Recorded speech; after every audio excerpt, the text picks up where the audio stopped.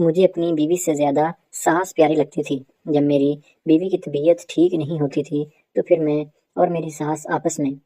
میرا نام ساجد ہے، میری عمر اس وقت 26 سال ہے، میری شادی کو 4 سال ہو چکے ہیں۔ میری شادی جس گھر میں ہوئی تھی، میری بیوی صرف اکیلی بہن تھی، نہ ہی اس کی کوئی اور بہن، نہ کوئی بھائی تھا، تو اس لیے انہوں نے شادی سے پہلے یہی شرط رکھی ہوئی تھی کہ ہمیں گھر داماد چاہیے۔ تو میرے بھی گھر والوں نے کہا تھا کہ ہمیں کوئی اعتراض نہیں، اگر آپ لوگ رکھنا چاہتے ہیں تو رکھ لیں۔ اب میں اپنے سسرال میں ہی رہتا تھا۔ شادی کے 6 مہینے بعد ہی میرے سسر کا انتقال ہو چکا تھا۔ اب گھر کی ساری ذمہ داری میرے اوپر آ چکی تھی۔ میں ایک پرائیویٹ فیکٹری میں نوکری کیا کرتا تھا، جہاں سے مجھے اتنی تنخواہ ملتی تھی کہ جس میں ہمارا گزر بسر ہوتا تھا۔ زیادہ پیسے نہیں تھے، لیکن ہم لوگ 3 افراد ہوتے تھے، اس لیے گھر کا گزارا چلتا رہتا تھا۔ میری بیوی کی عمر اس وقت 19 سال تھی اور میری ساس کی عمر تقریباً 40 سال تھی، لیکن ساس کسی بھی اینگل سے 40 سال کی دکھائی نہیں دیتی تھی۔ وہ بہت جوان اور خوبصورت تھی، اس کا جسم دبلا پتلا سا تھا، اس لیے زیادہ عمر کی دکھائی نہیں دیتی تھی، اور اس نے اپنے آپ کو فٹ بھی اس لحاظ سے رکھا ہوا تھا کہ کوئی دیکھ کر یہ نہیں کہہ سکتا تھا کہ یہ شادی شدہ ہے، اور اس کی ایک بیٹی بھی ہے جس کی اپنی شادی کی عمر ہو چکی ہے۔ مجھے تو کبھی کبھی یہ بھی محسوس ہوتا تھا کہ کیا یہ واقعی ہی میری ساس ہے یا میرے سسر نے دوسری شادی کی ہوئی ہے۔ میں ایک چیز محسوس کر رہا تھا کہ جب سے میرے سسر کا انتقال ہوا تھا، ساس بہت اکیلی محسوس کرتی تھی۔ اس کا کسی کام میں بھی دل نہیں لگتا تھا، نہ وہ کسی سے زیادہ بات چیت کرتی تھی، بس اکیلی ہی رہتی تھی اور خود ہی اپنے خیالوں میں کہیں گم رہتی تھی، نہ کہیں آنا جانا، بس خود کو ایک کمرے تک محدود کر لیا تھا۔ میں نے اپنی بیوی سے کئی بار یہ بات کی تھی کہ دیکھو، تمہاری ماں نے خود کو بیمار کر لینا ہے، اس سے بات چیت کیا کرو، اسے تھوڑا سمجھاؤ کہ یہ ٹھیک نہیں ہے، انہیں ہمارے ساتھ بات چیت کرنی چاہیے، اور تاکہ ان کا دل بھی لگا رہے۔ لیکن میری بیوی بھی اس طرف کوئی خاص توجہ نہیں دیتی تھی، کیونکہ وہ بیچاری خود بیمار تھی۔ اب یہ کام مجھے ہی کرنا تھا۔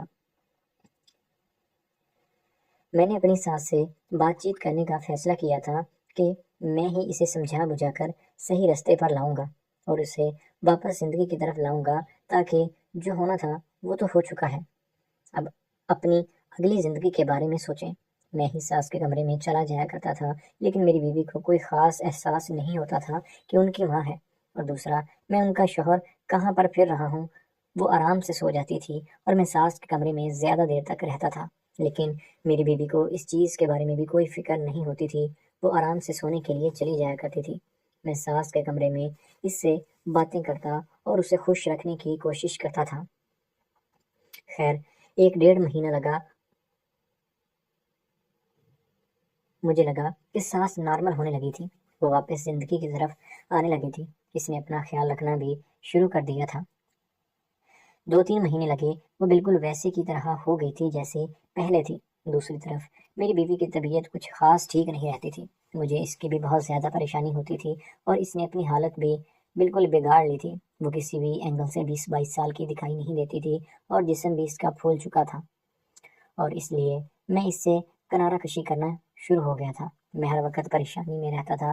اب میرے اس مشکل وقت میں ساس ہی میرے پاس آیا کرتی تھی اور مجھے سمجھانے کی کوشش کرتی تھی، مجھے حوصلہ تسلی دیتی تھی، لیکن میں اسے اپنی پریشانی کے بارے میں بتانے لگا تھا، کیونکہ دیکھیں، میں شادی شدہ ہونے کے باوجود بھی بالکل کواروں کی طرح زندگی گزار رہا ہوں، کیونکہ میری بیوی بیمار رہتی ہے اور میری ضروریات پوری نہیں کر پا رہی، وہ تو اٹھنے سے بھی قاصر ہے۔ اب میں کیا کروں؟